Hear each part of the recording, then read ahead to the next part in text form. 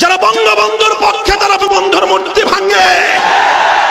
এই বঙ্গবন্ধুর সৈনিকরা, এবার আমি তোমাদেরকে ডাক দেব, বঙ্গবন্ধুর সম্মান রক্ষা করার ডাক। আমরা তোমাদেরকে ডাক দিব, কবরের মধ্যে বঙ্গবন্ধুর আযাব না হওয়ার জন্য যেই পন্থা অবলম্বন করতে হয় সেই পন্থা অবলম্বন করবার ডাক। আমরা ডাক দেব বঙ্গবন্ধুর কন্যা শেখ হাসিনাকে ঘুম থেকে জাগ্রত করবার ডাক। অন্যরা অনেক নাচানাচি করতে পারে, মাননীয় প্রধানমন্ত্রী বঙ্গবন্ধু আপনার বাবা, আপনার হৃদয়ে অন্তত তার প্রতি মমতা এবং ভালোবাসা আছে, বিশ্বাস আমাদের, আমরা বিশ্বাস করি, কাজেও সেটা প্রমাণিত করবেন। যদি আপনি এভাবেই মসজিদের শহরে বঙ্গবন্ধুর মূর্তি বানান, প্রমাণ হবে আপনি মুখে বঙ্গবন্ধুর মহব্বত এবং ভালোবাসা আন্তরিকতার দাবি করলেও আপনি কাজের দ্বারা বঙ্গবন্ধুর এক নম্বর শত্রুতে প্রমাণিত। আজকে বাংলাদেশ বিরোধী, বাংলাদেশের অস্তিত্বের বিরুদ্ধে সবচেয়ে বড় এক চ্যালেঞ্জ এবং হুমকি হলো মাদক।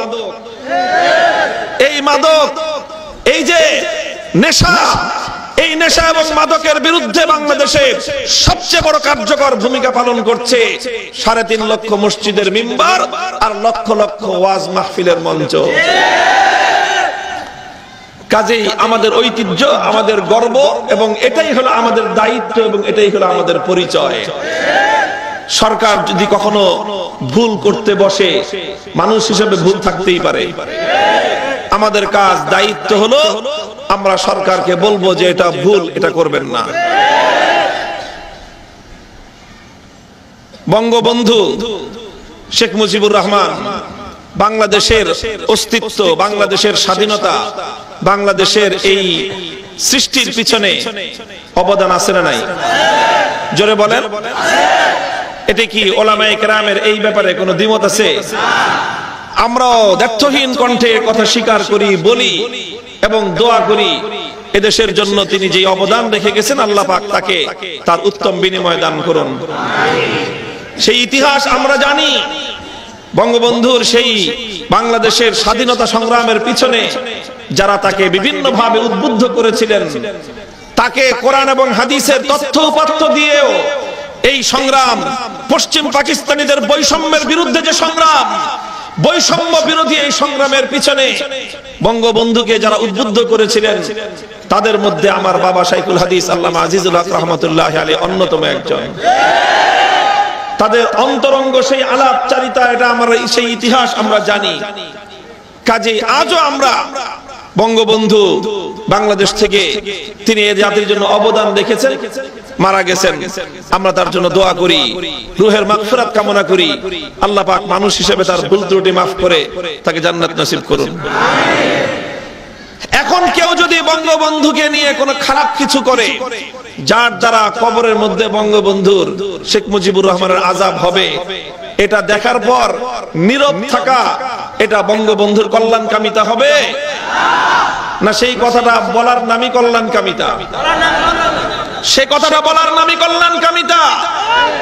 বুখারী শরীফের হাদিসের কিতাব উল্টান, আল্লাহ রাসূল সাল্লাল্লাহু আলাইহি ওয়াসাল্লাম বলেছেন যে ইন্নাল মাইয়িতা ইউআযাবু ফি কবরিহি বিবুকাই আহলিহি আলাইহি। মৃত ব্যক্তি যখন মারা যায়, মৃত্যুর পরে যখন তাকে দাফন করা হয়, যদি তার আপনজন, যদি তার পরিবার পরিজন, যদি তার ভক্তবৃন্দ, তার অনুসারীরা তাকে নিয়ে অতিরিক্ত খোদাদ্রোহী কোনো কাজে লিপ্ত হয়, যদি তাকে নিয়ে শরীয়ত বিরোধী কোনো কাজে লিপ্ত হয়, তাহলে এই জন্য আল্লাহ পাক কবরের ওই মৃত ব্যক্তিকে আল্লাহ আযাব বৃদ্ধি করে দেন। স্পষ্ট কথা। 1400 বছর পর্যন্ত চার মাযহাবের বাইরে আহলে হাদিস, সালাফি সহ বিগত 1400 বছরের ইসলামের যতগুলো স্কুল অফ থট, ইসলাম নিয়ে যতগুলো গবেষণা কেন্দ্র আছে, সকলের ঐক্যমতের ফয়সালা, নট এ সিঙ্গেল পারসন, একজন ব্যক্তিও নাই যে এই কথার সঙ্গে দ্বিমত করবে। একজন আলেমও বিগত 1400 বছরের ইতিহাসে কেউ দেখাতে পারবে না। সেটা হলো কোন প্রাণীর প্রতিকৃতি তৈরি করা, কোন মানুষের মূর্তি বানানো, কোন মানুষের ভাস্কর্য তৈরি করা, এটা মিন আকবারিল কাবায়ের, আসমান আর জমিনের মধ্যে সবচেয়ে মারাত্মক গুনাহগুলোর মধ্যে একটা গুনাহ। আল্লাহ রাসূল বলেছেন, ইন্না আশাদ্দান নাসি আযাবান ইয়াওমাল কিয়ামাতি আল মুসাফফিরুন, কিয়ামতের দিন যেই অপরাধের কারণে আল্লাহ পাক সবচেয়ে কঠোর শাস্তি দিবেন সেটা হলো যারা মূর্তি বানায়, যারা ভাস্কর্য বানায়। ইউকালু লাহুম আহইউ মা খালাকতুম, তাদেরকে বলা হবে দেহ বানাইছো, এবার আত্মা দাও। মূর্তি বানাইছো, প্রাণ দে, নাইলে পিটায় সাইজ করে ফেলবে। এই কথাটাই বলতে চাই, আমরা বঙ্গবন্ধুর প্রকৃত কল্যাণকামী, যারা বঙ্গবন্ধুর মৃত্যুর পরে তার মূর্তি বানায় কবরের মধ্যে বঙ্গবন্ধুকে আযাবের মুখোমুখি করছেন, তারা সত্যিকার অর্থে বঙ্গবন্ধুর প্রেমিক হতে পারে না, তারাই বঙ্গবন্ধুর শত্রু। এটা আল্লাহ এবং তার রাসূলের পক্ষ থেকে আমাদের উপর দায়িত্ব। সত্য কথা বলেছি আমি, এই জন্য এখন অনেকে আমার উপর বেজার।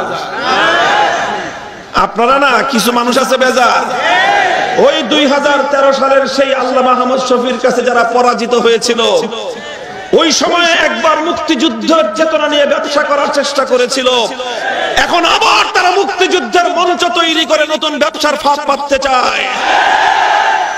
আমরা বলে দিয়েছি, আবার ভালো করে বলি, বাংলাদেশের স্বাধীনতা আমাদের গৌরব, এদেশের স্বাধীনতা আমাদের অহংকার, এদেশের স্বাধীনতা আমাদের অর্জন। বঙ্গবন্ধু স্বাধীনতার মহানায়ক, তিনি এই জাতির অস্তিত্ব এবং এই বাংলাদেশের সৃষ্টির পিছনে তার অনবদ্য অবদান। অন্য যাদের অবদান রয়েছে, মরহুম প্রেসিডেন্ট শহীদ জিয়াউর রহমান, তারও অবদান রয়েছে। যার যার অবদান তার তার জায়গায় স্বীকার করতে হবে। আমাদের আবেদন হলো এই, যারা মারা গেছেন তাদেরকে নিয়ে এমন ছিনিমিনি খেলবেন না আপনারা। কোথাও যদি জিয়াউর রহমানের কোন প্রতিকৃতি মূর্তি থেকে থাকে, সেই মূর্তি ভেঙে ফেলো। কোথাও যদি বঙ্গবন্ধুর কোন মূর্তি তৈরি করা হয়ে থাকে, আমাদের সামর্থ্য থাকলে আমরা সেটা ভেঙে গুড়িয়ে দেব।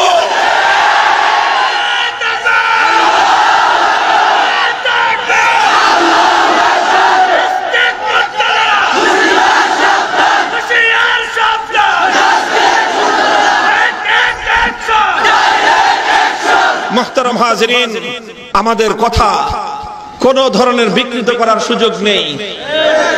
বঙ্গবন্ধুর মূর্তির বিরুদ্ধে বলা নাকি বঙ্গবন্ধুর বিরুদ্ধে বলা হয় না বঙ্গবন্ধুর পক্ষে বলা হয়? বঙ্গবন্ধুর কবরে আযাব মাফ হোক, এই কথা বলা বঙ্গবন্ধুর পক্ষে হলো না বিপক্ষে হলো? আমরা যদি চাই যে আল্লাহ পাক কবরের মধ্যে বঙ্গবন্ধুকে শাস্তি না দিয়ে তাকে জান্নাত দান, এটা কি বঙ্গবন্ধুর পক্ষে বলা হলো না বিপক্ষে বলা হলো? তাহলে এই কথা বলবার অপরাধে যারা আমাদের ঘাড় মটকায় দিতে চায়, ওরা বঙ্গবন্ধুর পক্ষে না বিপক্ষে? খালি মুজিব কোট গায়ে দিলেই বঙ্গবন্ধুর সৈনিক হয় না। মন্ত্রী সাহেব কথা বলছেন, শিক্ষা দীক্ষা আরো কিছু অর্জন করেন। মন্ত্রিত্বের চেয়ারে বসে জাতির সঙ্গে কি ভাষায় কথা বলতে হয় সেই শিক্ষা আগে অর্জন করেন। সত্য কথা, সঠিক কথা বুঝবার চেষ্টা করেন। সবাইকেই বলবো যে আমরা আমাদের দ্বীন এবং ঈমান হলো কি, আদ-দীনু আন-নাসীহা, কল্যাণকামিতার নাম হলো ইসলাম, কল্যাণকামিতার নাম হলো ঈমান। আমরা সরকারের কল্যাণকামী, রাষ্ট্রের কল্যাণকামী, জনগণের কল্যাণকামী। আপনি আমার চোখের সামনে দিয়ে যদি একটা অন্ধ মানুষ হাঁটতে হাঁটতে একটা বড় গর্তের দিকে যেতে থাকে, একটা বাচ্চা সে যদি হাঁটতে হাঁটতে আগুনের দিকে যেতে থাকে, বাচ্চাটা তো আগুনের দিকে যাচ্ছে, আগুন দেখতে সুন্দর। একটা বিষধর গোখরা সাপ ফনা তুলে আছে, বাচ্চাটা দেখছে যে সাপটা দেখতে কি সুন্দর, কত রং বেরঙের তার মধ্যে শিল্পীর তুলি দিয়ে আঁকা, কত চমৎকার দেখতে দেখা যায়। এখন বাচ্চাটা সাপ ধরতে যাচ্ছে, বাচ্চাটা ওই আগুন ধরতে যাচ্ছে, বাচ্চাটা পানির দিকে যাচ্ছে পানিকে ধরবার জন্য। এটা দেখে একজন সচেতন মানুষের দায়িত্ব হলো তাকায় তাকায় তামাশা দেখা। তার দায়িত্ব হলো বাচ্চাকে সেখান থেকে ফিরিয়ে রাখা। বাচ্চাকে আপনি ফিরাইতে গেলে ও কিন্তু কান্নাকাটি করবে, ও চিৎকার চেঁচামেচি করবে, পারাপারি করবে, আমারে ছেড়ে দাও আমি আগুন ধরবো, বলবে আমাকে ছেড়ে দাও আমি পানি ধরবো, আমাকে ছেড়ে দাও আমি সুন্দর সাপটাকে ধরবো। আপনি ছেড়ে দিবেন না? যেমনি হোক, যতই চিল্লাচিল্লি করুক, যতই কান্নাকাটি করুক, আপনি যদি প্রকৃত অর্থে তার কল্যাণকামী হন, আপনি তাকে ছেড়ে দেবেন না। আপনারা যতই পারাপারি করেন যে হুজুররা আমাদের বিরোধী, আপনারা যতই বলেন যে ভাস্কর্যের বিরোধিতা করলে স্বাধীনতার বিরোধিতা হয়, আপনারা যতই বলেন ভাস্কর্যের বিরোধিতা করলে বঙ্গবন্ধুর বিরোধিতা হয়, আপনাদের এই চিৎকার চেঁচামেচি ওই শিশুর কান্নাকাটির চেয়ে বেশি কিছু না। আপনারা বুঝেন না, আপনারা বুঝেন না। চ্যালেঞ্জ করলাম, ওয়ার্ল্ড ওয়াইড চ্যালেঞ্জ, সারা দুনিয়ার যে কোনো স্কুল অফ থট থেকে, সারা দুনিয়ার যে কোনো ইসলাম বেত্তা, সারা দুনিয়া থেকে যে কোনো জায়গার কোরআন হাদিস রিসার্চকারী আনেন আমাদের সামনে, আল্লাহর কোরআন আর নবীর হাদিস দিয়ে সে প্রমাণ করে দেখাবে যে প্রদর্শনের উদ্দেশ্যে ভাস্কর্য তৈরি করা, কোন মানুষের এরকম প্রতিকৃতি তৈরি করা বৈধ আছে। এই কথা যদি দুনিয়ার কোন আলেম প্রমাণ করতে পারে, আমরা আমাদের বক্তব্য প্রত্যাহার করে নেব।